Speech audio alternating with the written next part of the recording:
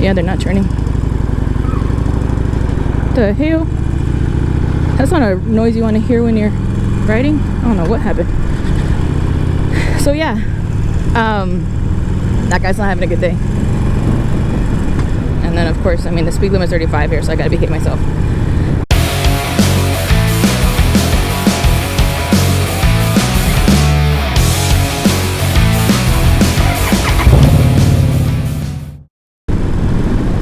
What's up, Riveter Nation? It's Halo the Riveter here. It is another Freedom Friday. Are you excited? Because I'm excited. Are you excited? Because I'm excited. Alright guys, I kind of want to take a detour with this one, doing something a little bit different. Too late to miss that one. Alright, so Freedom Friday, for those of you guys who actually watch this as a staple, is geared towards, you know, amazing Americans and their accomplishment, and you know how amazing America is, and you know how the country is built to set individuals up for success if you so choose that route. All right, I'm not here saying that, hey, you want to wake up one day and say, I choose to be successful, then it happens. No, there's a lot of failure that goes into being successful, but I know you guys are smart, my viewers and my subscribers out there. I know you guys know that. Today, like I said, I want to take a detour, and I want to talk about freedom. Like, freedom. The bike. Those of you guys who are new subscribers or new to my channel, Freedom is the name of my Iron 1200. I upgraded recently from a Street 500 to the Iron, and this bike has been nothing short of a dream come true.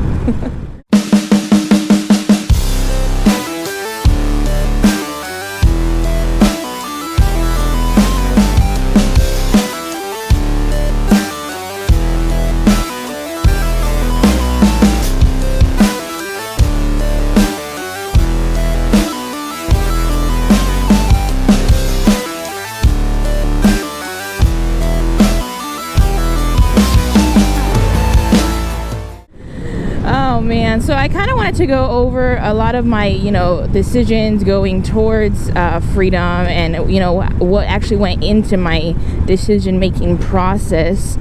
For those of you guys who are interested, whenever I started thinking I needed to upgrade was really when I had my significant other and I had purchased a Street 750. And whenever I rode the Street 750 and saw the difference in getup that was, man, it was just insane. I was like, okay, it's time to upgrade, because honestly, it wasn't like a materialistic thing. Like I felt like, oh man, my significant other got a bigger bike, so I need to get a bigger bike. No, it was more of the confidence factor for me. You know, riding on the streets as a new rider, or even just as a regular rider, you guys know the importance of pick up and go in a scary situation. You know, you don't really want to be riding on the side of cars in their blind spot, because everywhere is a freaking blind spot for people who drive cars, trucks, SUVs. They don't see us. It's just the truth. You know, it's a bad thing, but it's the truth, and you know that's the truth that we live by as motorcycle riders. So with the Street 500, she was an excellent bike as far as, you know, learning the logistics of an actual motorcycle. You know, my clutch, my front brake, my rear brake, my throttle, my turn signals, my rearview mirrors, my shifting, counter shifting, everything, downshifting, upshifting, everything. As far as what I needed her for, Onyx was my previous bike, and she was great for that. Now, like I was saying earlier, you know the importance of pick up and go in situations on the road, and unfortunately the Street 500 just doesn't have that power. If you're going to be like riding on a highway, see, I haven't ridden on a highway ever before, you know, it's just the fact of the matter. I'm not super confident to actually pick up and go on the highway yet. So as far as regular riding, she just didn't have enough power to keep up with these cars and trucks on these regular little back roads. Well, these back roads I have to credit, you know, the Houston area.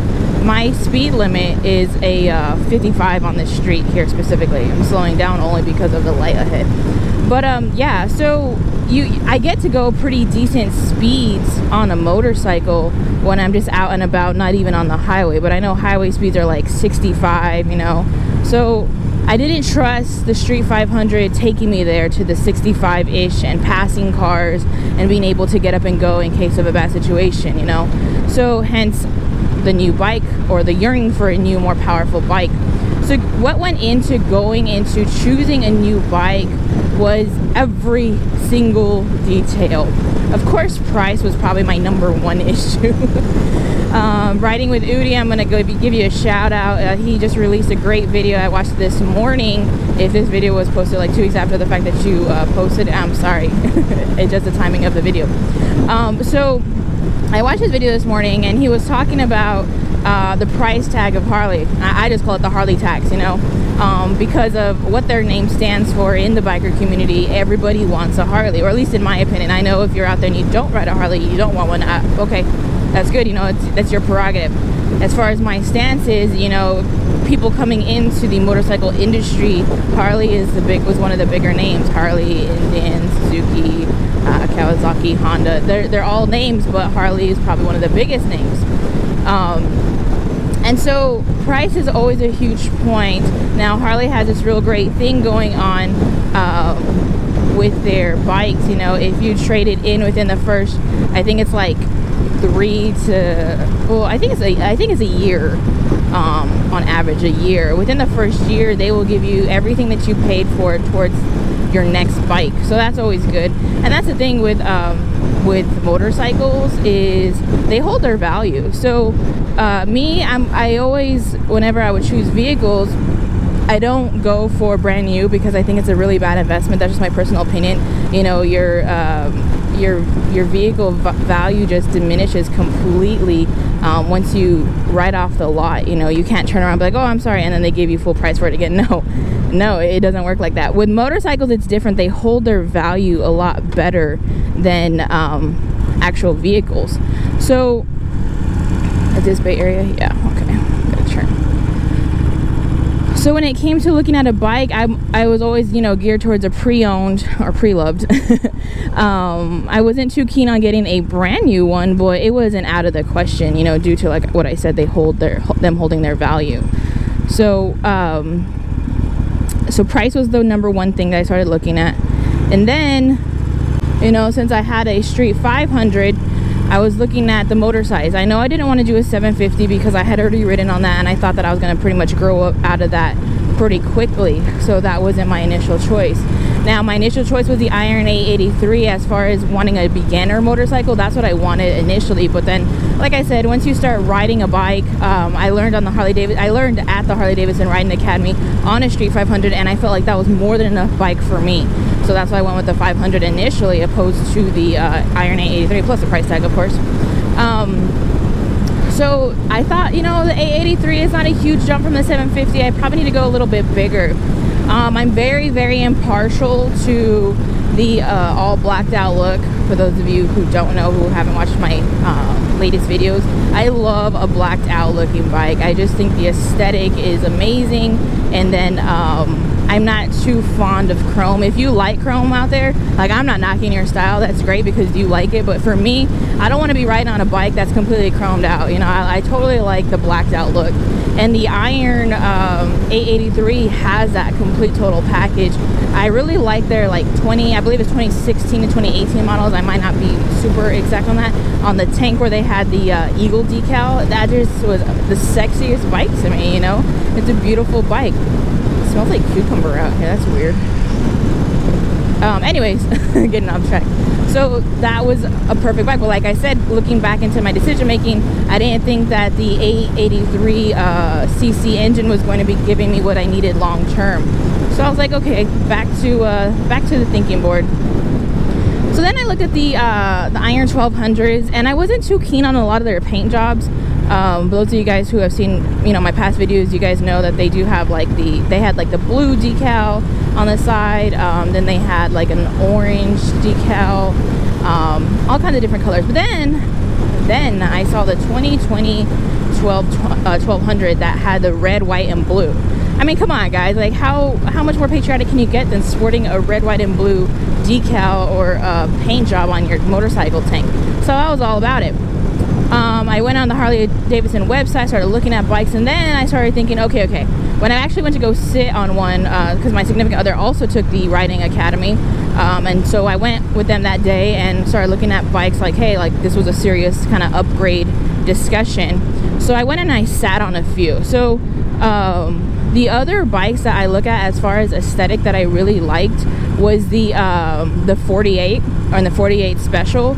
So those are another 1200cc engine, and they do have more of a blacked out look. They do have a little bit of chrome on the exhaust, but they do have that classic blacked out look. But they have a little peanut tank. That's what Harley coins it, because that was the bikes in 1948. That's what they had, the peanut tank. That tank is ridiculously small.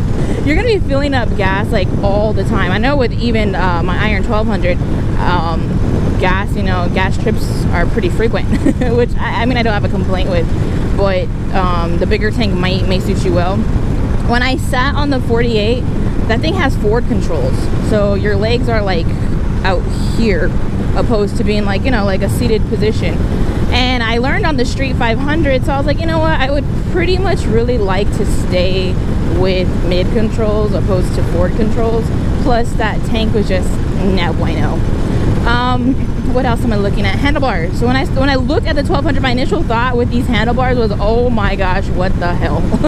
There is no way that's a comfortable ride. Now that I own the 2020 Iron 1200 and I've ridden with these mini apes, this bird is ridiculous, and the suspension is ridiculous. And I've ridden with the mini apes. They are a lot more comfortable than I initially thought. And so, you know, don't knock it until you try it is my message to people out there if you're looking at a new bike. Another bike I was looking at was a Softail. That one has a little bit more chrome, of course, but it's a heavier bike. It's a bigger tank. It's going to be a more powerful machine as well. So that would have been perfect. But the price tag, I'm like, you know what? I don't know. And the thing is with 2020 right now currently is the coronavirus. So Harley Davidson stopped its manufacturing of motorcycles. So pickings are very slim, to be very honest with you.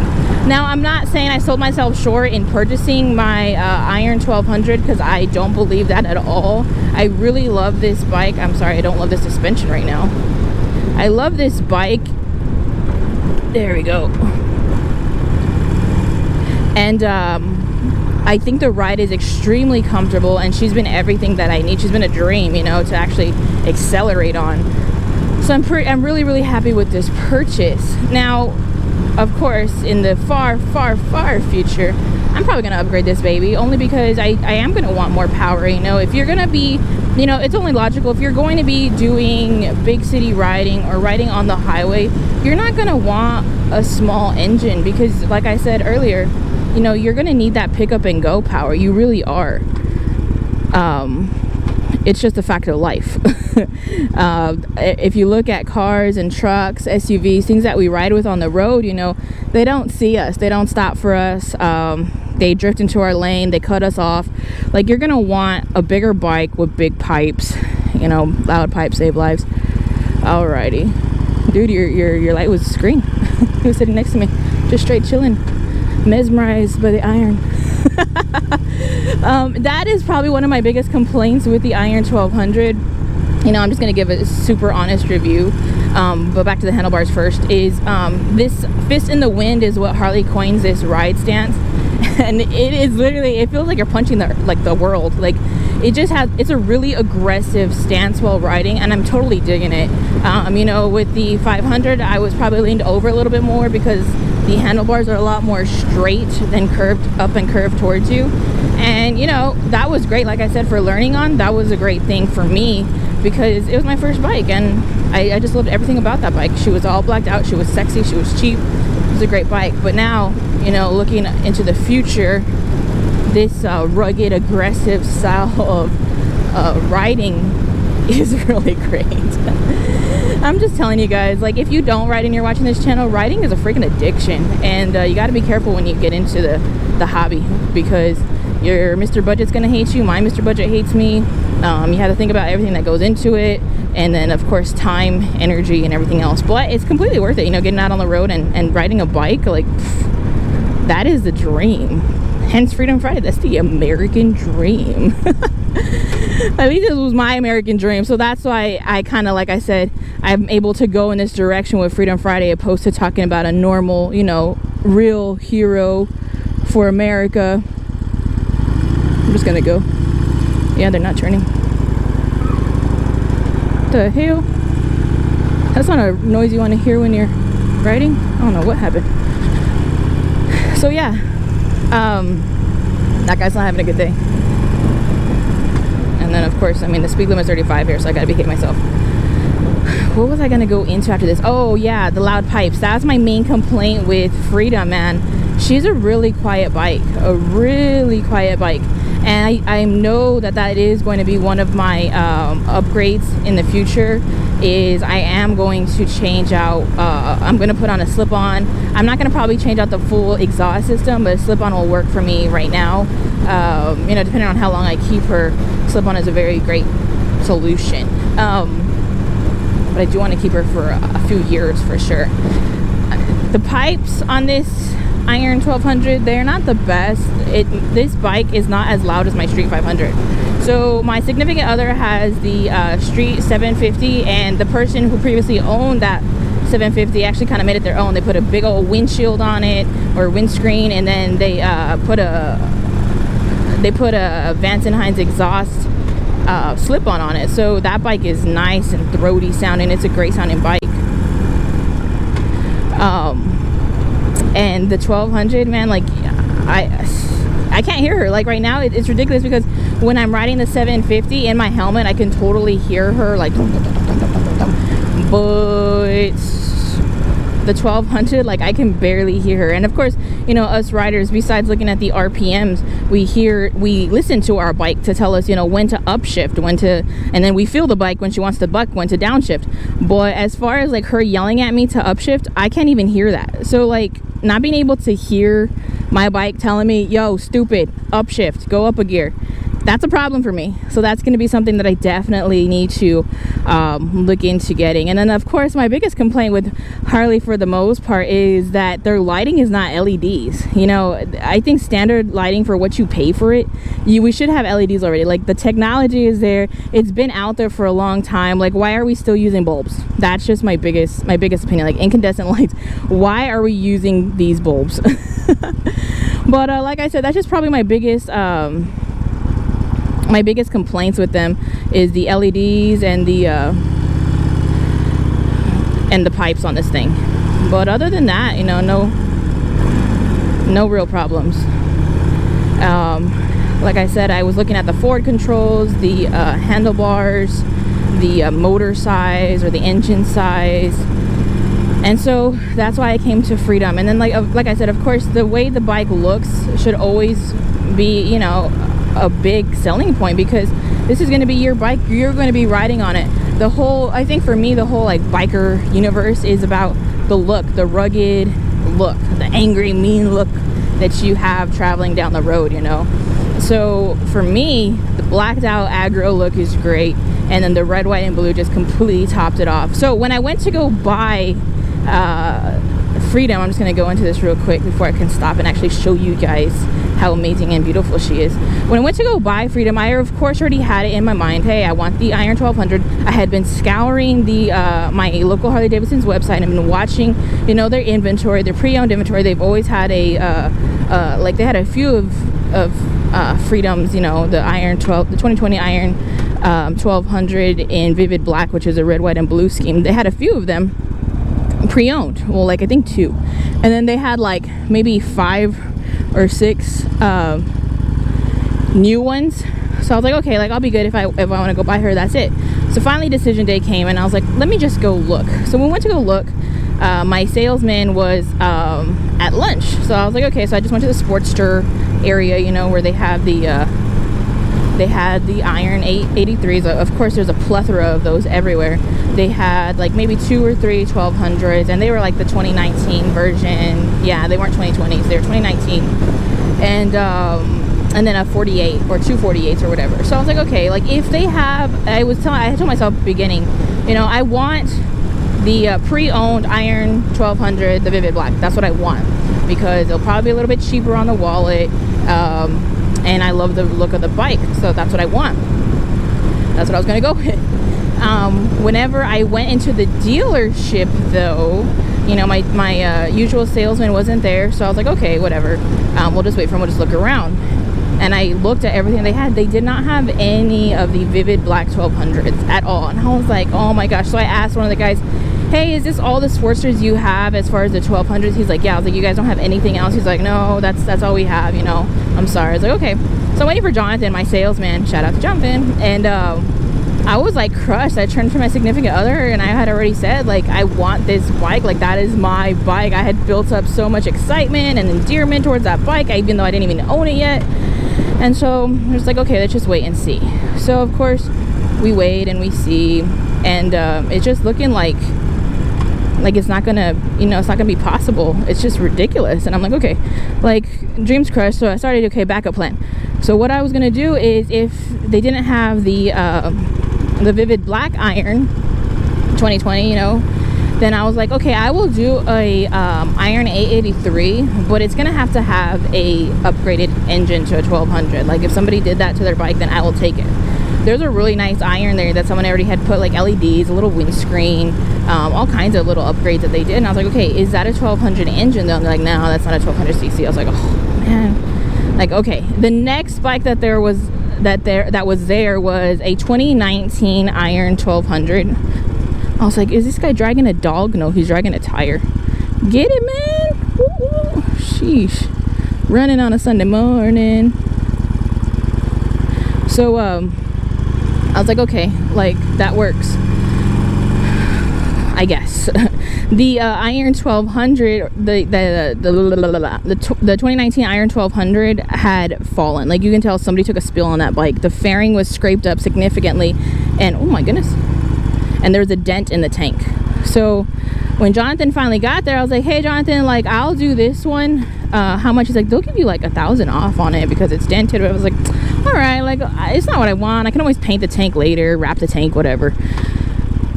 But then I told another man on this floor. He's not the guy who actually sells the bikes. He's the one who like kind of talks to you about bikes to help the salesman, you know. And I was like, oh no, this is what happened. So we were there looking. I already turned my significant other like kind of like heartbroken, like this is what I wanted. Been a little brat, you know. You guys know the drill. And we looked at the front of the store, and somebody had just brought a bike in. Like they had just put it back on the showroom floor, and it was like an appraisal bike, and it was the 2020 Iron 1200. I was like, oh my gosh, Jonathan, this is my bike. And he's like, hold on. I was like, no dude, like this is my bike. I don't want to look at anything else. This is my bike. I don't care. Like, can you get off the floor before someone else sees it and scoops this baby up? And he's like, just give me a minute. We go up to their stock room. There is 2 brand new Iron 1200s. Look at that view, y'all. 2 brand new ones that are Vivid Black. And I'm like, oh, okay, no, this is it. So I told him, you know what, I can take the pre-owned one, like if especially if there's like a little price cut difference. He's like, nah, you don't want someone else's butt sitting in your saddle. Like you want a brand new one, like you can get the warranty. Of course he goes into everything. I'm like, okay Jonathan, you sold me. It didn't take that much, you know. So long story short, that's what I ended up getting, and I'm super happy with her. Like I said, my biggest complaints was just like the LED, but that's just like one of my complaints with Harley in general, is I think that they should already come with LEDs stock, you know, because it's just a huge aftermarket cost that you shouldn't really, in my opinion, you shouldn't really be having to put out there for. But whatever, that's just my opinion.